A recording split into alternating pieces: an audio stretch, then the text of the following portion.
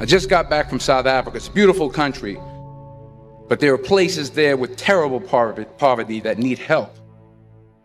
And Africa is just the tip of the iceberg. The Middle East needs your help. Japan needs your help. Alabama needs your help. Tennessee needs your help. Louisiana needs your help. Philadelphia needs your help. The world needs a lot, and we need it from you. We really do. We need it from you young people. I mean, I'm not speaking for the rest of us up here, but I know I'm getting a little grayer. We need it from you, the young people, because remember this. You got to get out there. You got to give it everything you got, whether it's your time, your talent, your prayers, or your treasures. What are you going to do with what you have? I'm not talking about how much you have. Some of you are business majors, some of you are theologians, nurses, sociologists. Some of you have money, some of you have patience, some of you have kindness, some of you have love. Some of you have the gift of long suffering, whatever it is, whatever your gift is. What are you going to do with what you have? All right, now here's my last point about failure. Sometimes it's the best way to figure out where you're going.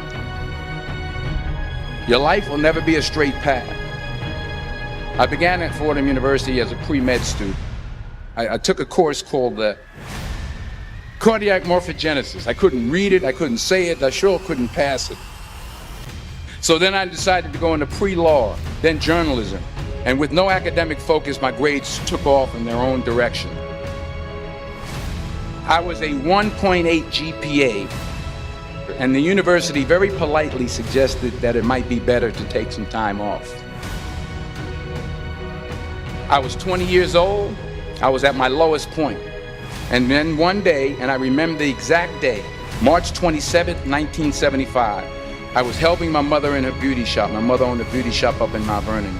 And there was this older woman who was considered one of the elders in the town. And I didn't know her personally, but I was looking in the mirror, and every time I looked at the mirror, I could see her behind me, and she was staring at me. She just kept looking at me. Every time I looked at her, she kept giving me these strange looks. So she finally took the dryer off her head and she said something I'll never forget. She said, "Young boy, I have a prophecy, a spiritual prophecy." She said, "You are going to travel the world and speak to millions of people." And in the years that followed, just as that woman prophesied, I have traveled the world and I have spoken to millions of people through my movies. Millions who up till this day couldn't see me, who up till this day I couldn't see while I was talking to them, and they couldn't see me, they could only see the movie. They couldn't see the real me. But I see you today, and I'm encouraged by what I see. And I'm strengthened by what I see.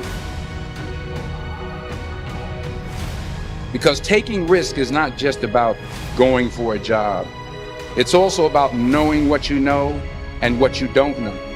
It's about being open to people and to ideas. The chances you take, the people you meet, the people you love, the faith that you have, that's what's going to define you. Never be discouraged. Never hold back. Give everything you got. And when you fall throughout life, remember this: fall forward.